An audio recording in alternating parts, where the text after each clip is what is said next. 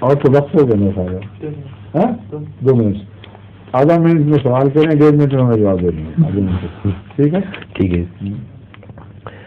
شیعہ حضرات سے جب بات ہوتی ہے تو وہ یہ سوال کرتے ہیں کہ جو 12 اماموں کو مانتے ہیں جماعت احمدیہ کے نزدیک ان کا کیا مقام ہے؟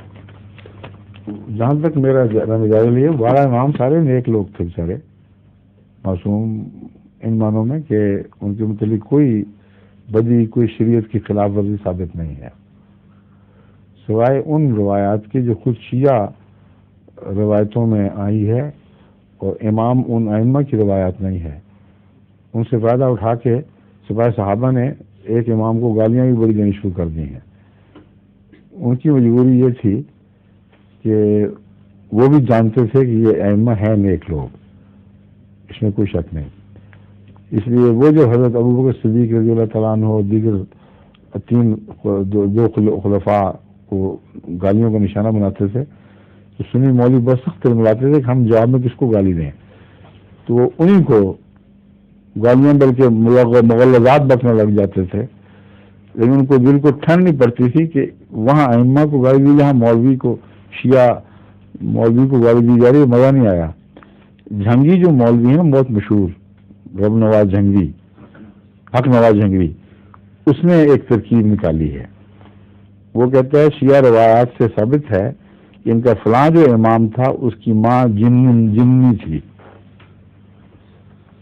وہ جن ماں کا بیٹا ہے، اور جن ماں جو ہے وہ بڑی خبیث چیز ہے، آگ کی ہے، اس لیے اس امام کو جتنی مرضی اجازت دے دی جائے. تو سب ائمہ کو ہم نے اچھا معصوم پایا، نیک پایا، ان کی ہم بےحد عزت کرتے ہیں. قرآن کریم کا فہم بھی ان میں سے باتوں کو بہت ہے، اور علم تعبیر کے لحاظ سے بھی چوٹی کا مرتبہ حاصل کرنے والے ہیں. امام جعفر صادق کی تعبیروں کو دیکھیں آپ حیران رہ جائیں گے. تو ہمارا تو کوئی اختلاف اس پہلو سے نہیں ہے، سب نیک لوگوں کی عزت کرتے ہیں، اور خاص طور پر اہل بیت میں سے جو خدا تعالیٰ نے اعلیٰ مراتب جن کو عطا کیے اور جن کی نیکی قطعی طور پر ثابت ہے، ان سے بغض رکھنا تو حضرت مسیح علیہ السلام کے ارشاد کے مطابق ایمان کو ظاہر کرنے والی بات ہے. اس لیے اس میں جھگڑنے کا سوال ہی نہیں پیدا ہوتا. سمجھ گئے؟ 12 ہوں یا 15 ہوں یا 16 ہوں یا 10 نہیں ہے، ہر وہ نیک شخص جو قرآن کی اطاعت کے اندر رہتے ہوئے زندگی بسر کرتا ہے، صاحب کشف و الہام ہو یا نہ ہو، اس کی عزت ہم پر فرض ہے.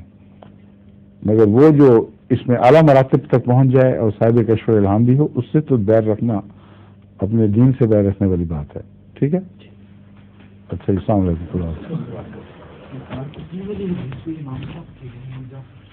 ہاں اچھا، ہاں ٹھیک ہے.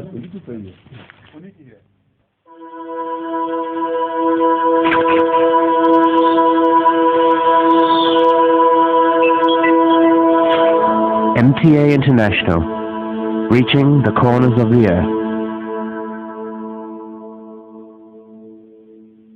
ظہور مہدی آخر